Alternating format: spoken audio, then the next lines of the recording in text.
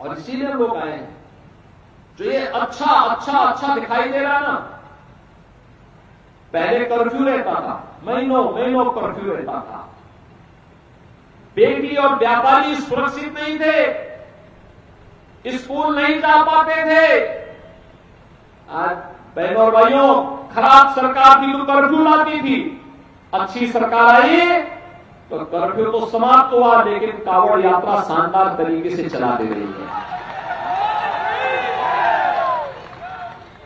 जब गलत लोग थे, माफिया और अपराधी को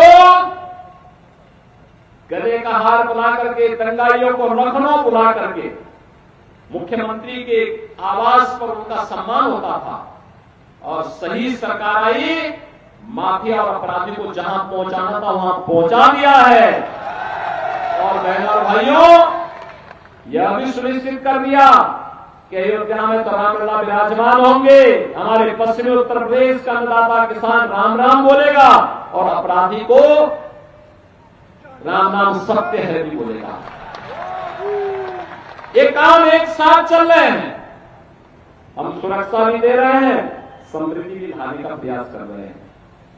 और मैं एक बार और कहने के लिए आया हूं, बहनों और भाइयों, हमारा अन्नदाता किसान अब तक 2.5 लाख करोड़ रुपए का गन्ना मूल्य का भुगतान हम लोगों ने किसानों को किया।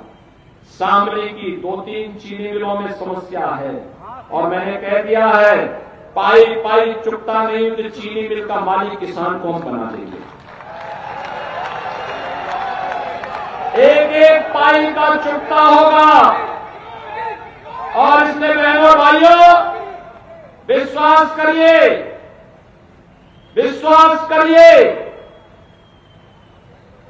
जब हम लोग आए थे 115 चीनी मिलें भी नहीं चल रही थी, और उसके बाद जब सुरेश राणा जी को मंत्री बनाया, इन्होंने नई चीनी मिलों को बनाने का काम किया। 120 चीनी मिलें आज के दिन पे चल रही हैं। 120 में से 105 एक सप्ताह के अंदर गन्ना मूल्य का भुगतान करने में आ रही हैं। 15 चीनी मिलों को हमने नोटिस जारी कर दी है, और कह दिया है कि अगर गन्ना मूल्य का भुगतान समय पे नहीं हुआ, पिछला बकाया भी नहीं दिया, तो पाई की वसूली हम लोग करना जानते हैं, और किसान, अन्नदाता किसान की कोऑपरेटिव बना करके हम चीनी मिल को सौंप देंगे। बहनों भाइयों, आज इसीलिए मैं आपके पास कहने के लिए आया हूं, जब अच्छा रहता है तो हमें और भी सतर्क और सावधान होना चाहिए।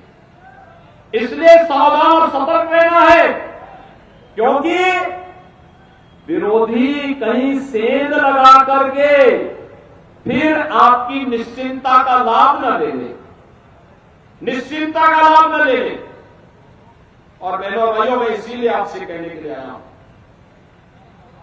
कि कैराना में फिर से भाजपा और राष्ट्रीय लोक दल का एक तो बेहतर समन्वय है। जहां नल होगा वहां कमल तो खिलेगा ही खिलेगा ना। और इसी के लिए मैं आया हूं आपसे कहने के लिए, ऐसा ना हो कि हमें मान लें कि अब तो हम लोग सब एकजुट हो गए हैं और तो हमें जीतना ही है।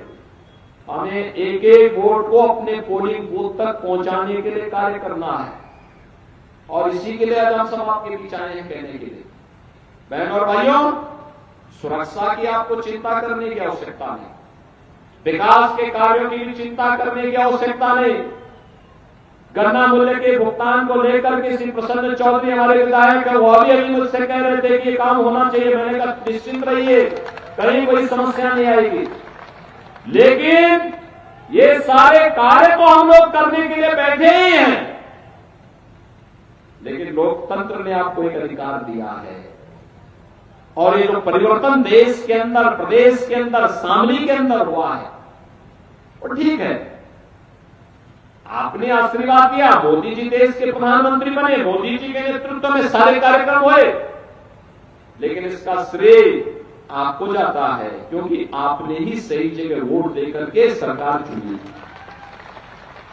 अच्छे लोगों को चुन के भेजा, तो अच्छे निर्णय हो रहे हैं। खराब लोगों को चुन के भेजते हैं, खराब निर्णय होते हैं।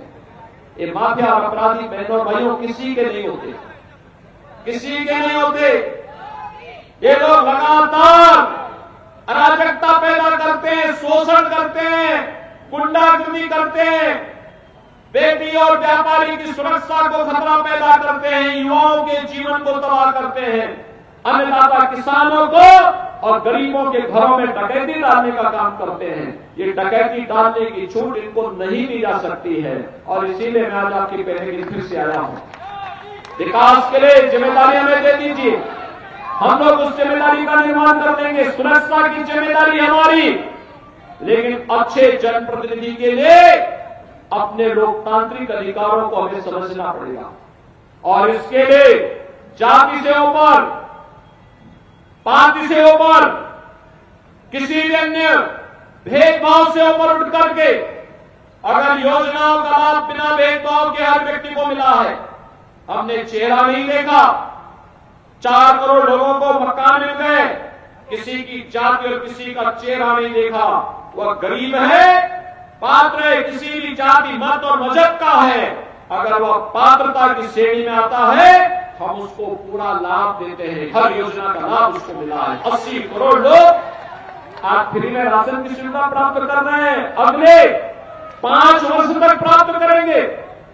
10 वर्ष में 4 करोड़ लोगों को मकान मिले और बहनों और भाइयों अगले 5 वर्ष के अंदर 3 करोड़ नए लोगों को मकान देने का आश्वासन मोदी जी ने दिया है। बहनों और भाइयों अच्छी सरकार आएगी तो अच्छा निर्णय करेगी और नहीं तो एक कांग्रेस ने तो बाबा साहब भीमराव अंबेडकर का भी अपमान किया, चौधरी साहब का भी अपमान किया और समाजवादी पार्टी को तो कहना ही क्या है। वह तो माफिया और अपराधियों के मरने पर फतिया पढ़ने के लिए जाते हैं। इनको फतिया पढ़ा दीजिए। आपका एक वोट इसके लिए इनको सही जगह पहुंचा देगा और इसीलिए मैं आज आया हूं आपसे कहने के लिए बहनों और भाइयों कि कैराना के पलायन को, जिन लोगों ने कैराना वासियों को पलायन करने के लिए मजबूर किया था, हम लोगों ने उनको इस धरती से पलायन कर दिया।